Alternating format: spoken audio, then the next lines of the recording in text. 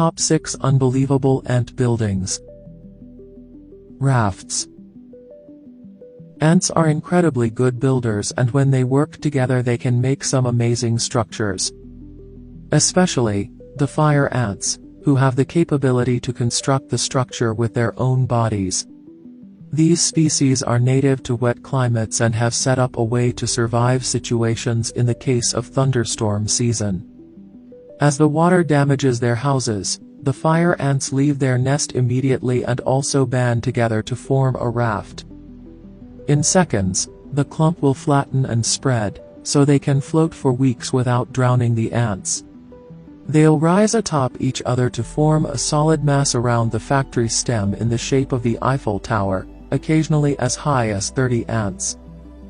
It takes a lot of cooperation to survive a catastrophe, and fire ants cooperate in the knockouts of thousands to make rafts of their bodies float until the water subsides. Bridges.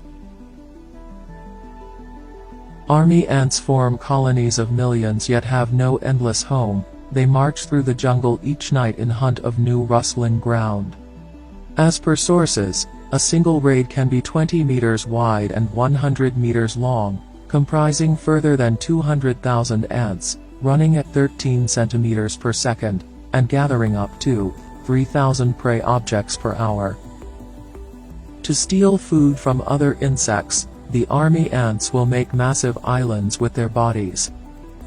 Some of the ants will form the structure of the ground and stay stationary while other ants steal the food and bring it back across the ground.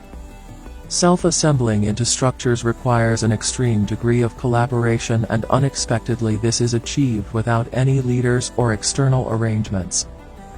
Consequently, these army ants don't have to communicate with each other or assess the size of the structure. The parcels of the group are modified simply by individuals seeing and correcting their own mistakes. Mounds. Australian meat ants, also known as gravel ants, are known to construct unthinkable mounds in large open areas. The mounds are generally covered with clay or sticks, which act as a heat sink enmeshing solar energy during the day. These structures have numerous entrances which can be seen as small holes each over the mounds. But interestingly enough, each hole leads to its own separate gallery, and these individual galleries aren't connected within the mounds.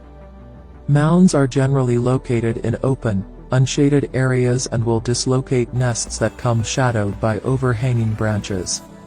Still, the new queens leave the colony and start to dig a new nest in the vicinity of the old one, if the reports are believed.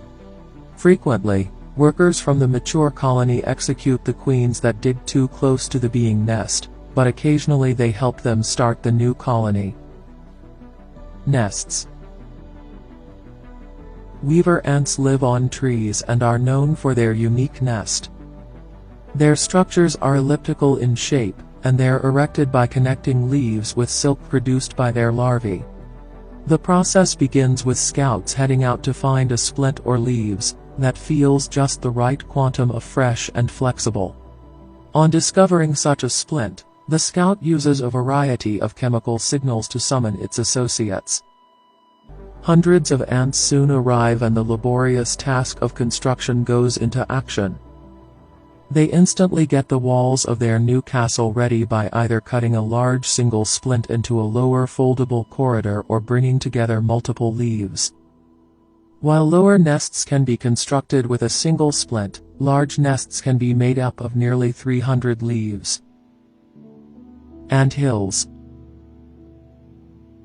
Anthill art has come increasingly popular both as an art form and as a way for scientists to learn further about unthinkable ant structures.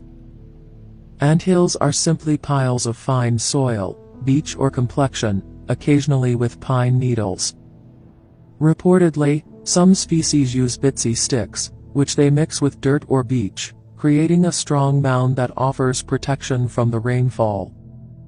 Frequently the soil contains seeds, which sow and grow on top of the anthill, effectively disguising its shape and appearance. As the worker ants dig out the colony's covers, They dispose of the displaced soil by carrying it back out of the colony and depositing it near the entrance. The shape of the anthill depends upon different species of ants. Some produce soft, low hills out of dirt or beach, while others might make a palace. These small apartments are used for nurseries, storing food, and indeed as resting places for the worker ants.